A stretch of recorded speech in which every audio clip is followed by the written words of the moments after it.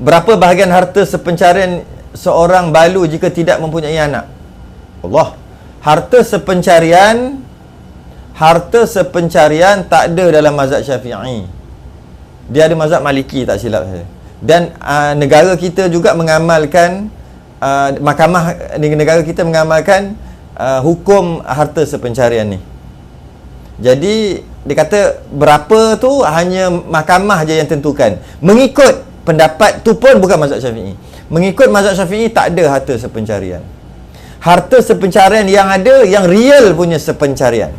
Macam mana? Macam mana real? Harta sepencarian, tak boleh juga cakap secara umum gitu tak? Tak apa, saya detailkan sikit. Harta sepencarian terbagi kepada dua jenis. Satu, harta sepencarian yang sama-sama cari sungguh. Contohnya sama-sama kerja laki bini, setiap bulan bagi duit, isteri bagi 100, suami bagi 100, ambil RM200, bayar apa-apalah, bayar rumah ke, kalau RM1,000 jadi RM2,000, bayar rumah ke, bayar apa ke, beli tanah ke, atau bayar apa-apalah. Iaitu setiap bulan tu memang ada sumbangan masing-masing. Itu dia panggil harta sepencarian. Ataupun suami buat keluar duit sikit, banyak segedebuk RM20,000, isteri buat keluar RM30,000, gabungkan beli. Dia panggil harta sepencarian juga yang itu. Yang itu ada pembahagian dalam mazhab Syafi'i. Iaitu nanti meninggalnya harta dia mengikut berapa persen yang modal yang dia keluar. Maka itulah harta sepencarian dia. Yang kedua, itu harta sepencarian yang memang real punya sepencarian. Sebelum dia kahwin, dia memang dah ada duit, dah ada tanah, dah ada duit dan sebagainya. Bila dia kahwin, suami buat keluar duit sikit atau tanah sebagainya, isteri buat keluar sikit, gabung buat yang lain pula, buat benda lain, buat bisnes yang lain. Itu real punya harta sepencarian. Begitu punya keadaan, ada pembahagian dia. Pembahagian dia bila salah seorang mati. Macam mana nak tengok harta sepencarian yang tadi tu? Harta sepencarian tadi tu dilihat daripada berapa modal dia. Berapa modal dia, itulah dia. Harta sepencarian dia. Okey. Satu lagi harta sepencarian yang saya sebut tadi tu, tak ada dalam mazhab Syafi'i.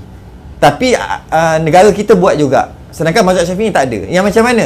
Isteri tak kerja, tiba-tiba suami mati. Isteri tak kerja, suami mati. Maka rumah tu boleh boleh diambil rumah yang ditinggal suami itu, isteri dia boleh minta harta sepencarian walaupun isteri tak kerja. Kerana isteri menjaga rumah tu, maka ada jasa isteri dekat rumah tu walaupun bukan dia yang beli rumah tu. Suami yang bayar semuanya. Keadaan itu ada dalam mazhab Syafi'i tak ada.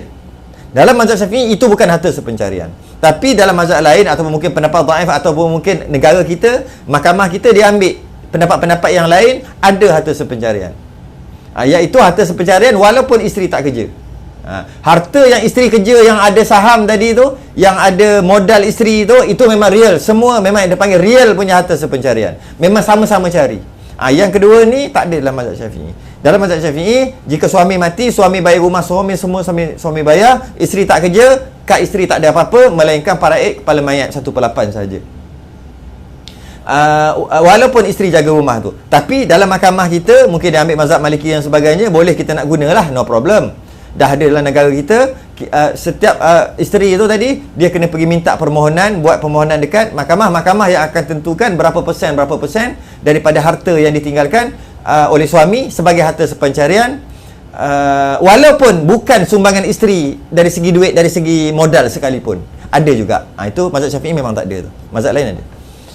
Jadi dia kata harta sepencarian tu yang tak ada anak, dia tak kira gitu. Ada anak, tak ada anak, tak ada kena-mengena dengan ada anak ataupun tidak. Tak ada kena-mengena. Dia ada kena-mengena dengan modal yang dikeluarkan mengikut pendapat muktamad, ataupun hakim yang tentukan bergantung kepada jasa dia dekat rumah tu, dekat harta-harta tu. Berapa banyak jasa je, hakim akan tentukan. Walaupun dia tak ada kerja, secara tak langsung dia panggil harta sepencarian secara tak langsung dia panggil. Iaitu mazhab Syafi'i tak ada. Mazhab Syafi'i dia ambil pahala. Isteri yang berbakti pada suami, walaupun semua harta-harta, semua bayar-bayar, semua suami yang beli, isteri memang tak kerja. Jadi isteri dapat apa bila suami mati? Dapat 1/8 mengikut faraid biasa je. Habis yang lain-lain dapat kat anak. Anak tak ada, dapat kat adik-beradik dan sebagainya, asabah dan sebagainya, semua dapat. Habis kesianlah kat isteri, tak dapat mengikut pendapat muktamad mazhab Syafi'i, cuma dapat 1/8. Itu saja. Sebab tak ada anak kan, dia pergi ke adik-beradik semua, adik-beradik si mati.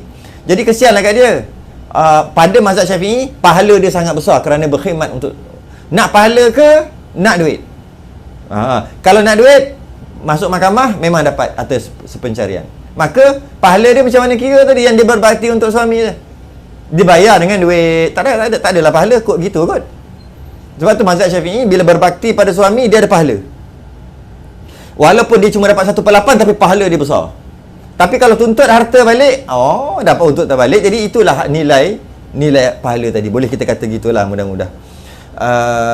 Itu kalau cerita harta sepencarian. Tapi saya tak faham ini harta sepencarian dari segi harta sepencarian real punya harta sepencarian ataupun harta sepencarian yang dihukum seperti harta sepencarian yang secara tak langsung kerana isteri dia tak bekerja. No problem. Dua-dua kita jangan, sebab benda khilaf kan. Okay.